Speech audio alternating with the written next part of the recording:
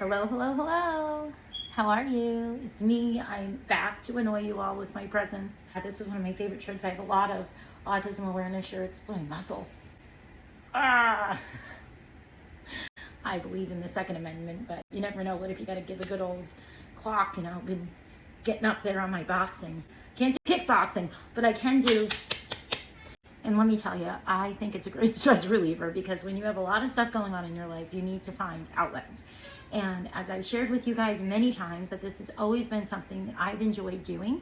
And it's made me so sad that I found myself in a place where I haven't been able to really do anything that I enjoy to do online. And I found that talking about different news, whether it's missing persons, whether it's true crime cases, it's just, there's always going to be other people that for some reason are never going to be okay with your opinion. And misunderstandings, miscommunications can push things into places that are unfathomable. And a lot of times, sometimes we get concerned or we may get fearful because of comments or different circumstances and stuff that have happened. And I've been really thinking about a lot of stuff since making a new acquaintance and somebody in the real world that I can talk to. Because so often my communication, and I think a lot of us since the lockdown days, when you're a caregiver. What you doing? What are you doing? I thought you said you were going night-night. I thought we were going night-night. What happens? Why aren't we night-night? Why aren't you night-night?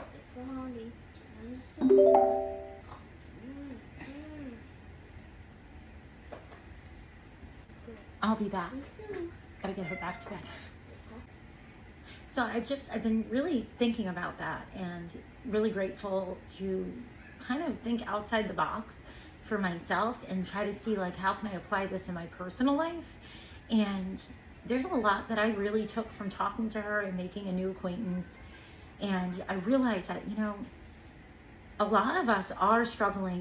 Guess who snuck back this time with their pillow? Yes, you're starting school. You're right. You get to start school again. Yes, school. And we had to have... Oh, you're welcome. I love you. I love you. Let's go back and lay down for a minute. I'll be back. All right, this is going to be the last time I try tonight, and then I'm just going to wash my face and go to bed. So, basically, all right, so this will be the last time that we attempt to do a video tonight, because I keep having to go on mom and duty. And I'm so blessed to be able to do that, so I'm not complaining. But I did really want to finish this in between the wash, and the wash is almost done. But what I realized from talking more about things and thinking about things is that so many of us are really in a pickle because culture. And down south, they've had so many people move here that don't mesh, they don't fit in, they want to completely change the culture. And it's already hard for families like mine to fit in anywhere because of children with autism and things like that. And I mean, let's face it, I'm a big fan of freedom of speech, and usually, I make my opinion known if people really ask. I mean, I try to be nice. But I guess I never really understood that I would have any problems with that here because I aligned with the majority of what the Southern culture is. And I think that really is because of the way I was raised. And the main mother and father figures, role models, so to speak, in my life were Southern. My pop grew up on a farm. He was a farmhand. He was a boy that grew up on a farm, for years. And I don't know, I guess people just don't talk to each other anymore. So you don't get to know anyone. But the thing is I can't blame them because I feel the same way. I'm worried when I meet certain people that are not here for anything that the South culturally is.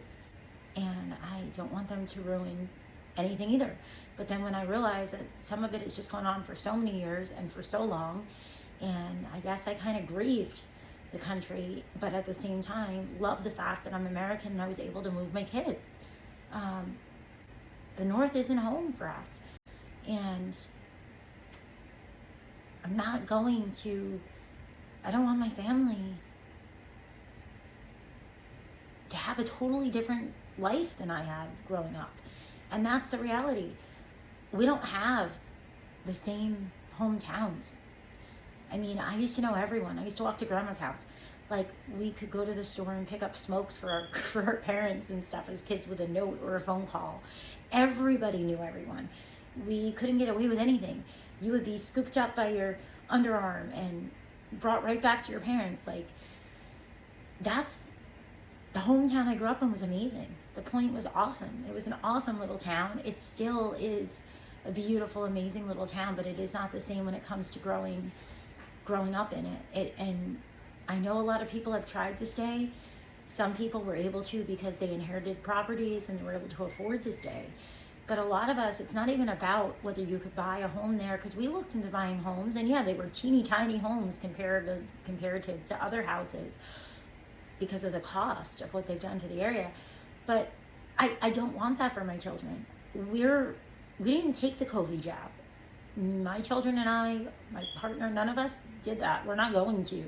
I don't want to have to be forced to have other people make medical decisions. I don't want to endure people that the majority of a population that psychologically wanted a blankie to help them feel better. That's how I feel about the covering of the face in 2020. Like, my opinions have never changed. I'm not sure. This is something I've noticed lately. It's like people act like I've changed, like people that know me, and I'm like, how? We just lost touch because you didn't want to deal with my daughter in the background, or at the time you weren't happy about my feelings on lockdowns. I don't know. I mean, we couldn't go to birthdays, parties. Family showed what they cared about most. Show us your card and you can come over, like, for Christmas. Like, I can have love for people, but it doesn't mean that that's not what I want my children in that. That's not the life I want them to have. I want them to have the opportunity to have the same opportunities that their dad had, that I had.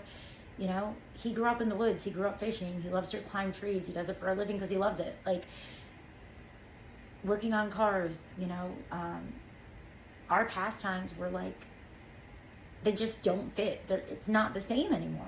It's just not. And it's a sad thing. And I think that's why I just expected moving down here that people would have an appreciation for how much you have to keep this here.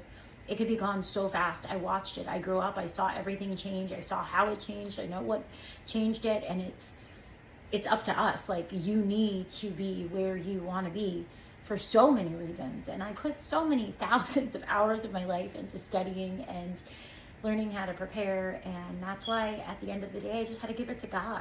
But I guess I didn't expect, like, anybody to question me moving here. Like, I never expected that anybody would question my partner or myself. Like, I never thought they'd question me or my children or you know, Pat or anything, like, on what our beliefs are, what we're here for, what do we support, what are we against. I'm all the Constitution. That's why I think that, you know, sometimes you shouldn't be able to say certain things without consequence, but at the same time, like, I am very much for freedom of speech. And if you've been around on my channel on and off for years, or followed me on the other channel before it was taken and stuff, then you know, like, yeah, I am all about our Constitution. I'm just not about being put into a specific political party, because you don't know who is who, and you don't know who's going to say what they're going to do and what they're not going to do, and you don't have a clue. I think you have to go based on people. And I just felt like I grieved the country. I really didn't think that America was going to be America ever again. And my personal life outweighed my ability to put that much time and effort into things that I knew I couldn't change.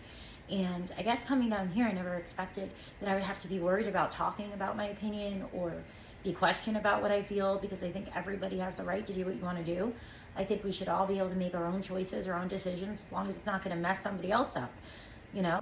And talking, but somebody that I'm grateful for these conversations, because she was relieved to meet somebody that is from up north, that is not here to change things, but she kind of made me feel like, you know, maybe there's still a lot more hope, and maybe I just, because of other situations didn't get to see that, like, maybe there still is a lot of hope, and maybe there still is a lot of local change, and who knows, maybe even on a country level.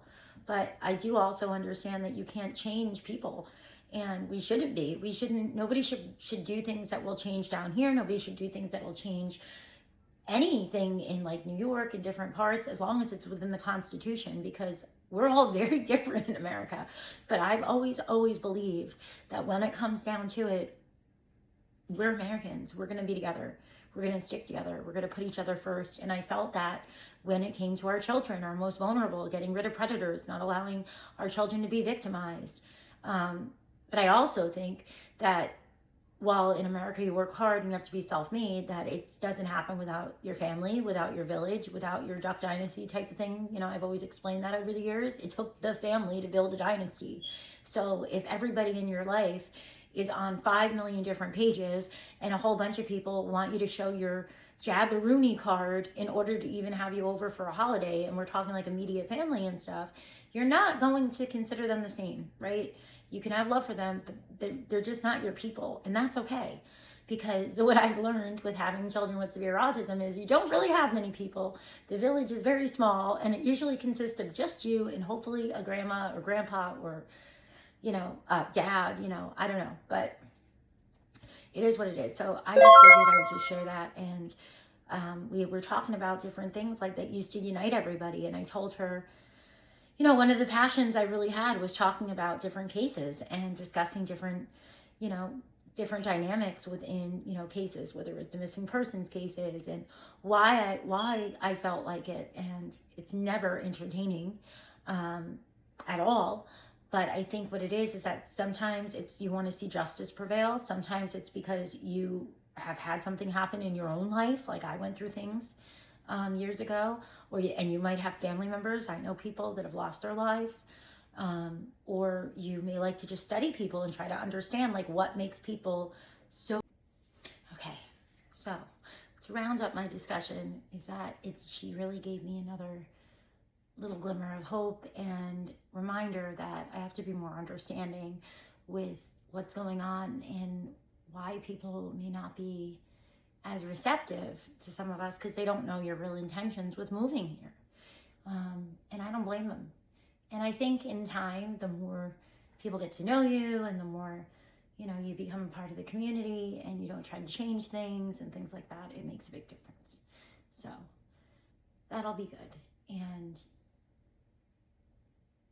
we talked a lot about the crime cases and, you know, just how this is stuff that does unite people. And normally we do come together on these things. And she encouraged me, you know, to keep going, which I was going to continue to keep going. It's just I have to, you know, have things set up right. And with so many distractions, with the littles coming in and out, it's kind of hard to sit down and really go over stuff. This is kind of all I can do at the moment. But once she's in school and once there's a little more downtime and stuff, could be this week, could be another week, you know, I can get back on talking. Just because, I mean, I personally, when I'm listening to things, I don't necessarily want to hear all the chaos either. So I'm just trying to be considerate. But at the end of the day, I'm like, this isn't a job. This is just something I'm doing so that somebody else can have somebody to listen to, and I can keep doing something in the interim of doing all the stuff that being at home and caregiving and what life has brought. Because I don't know what I'm doing in the future for work, for career, for any of it. I have no idea. So, I don't know, y'all.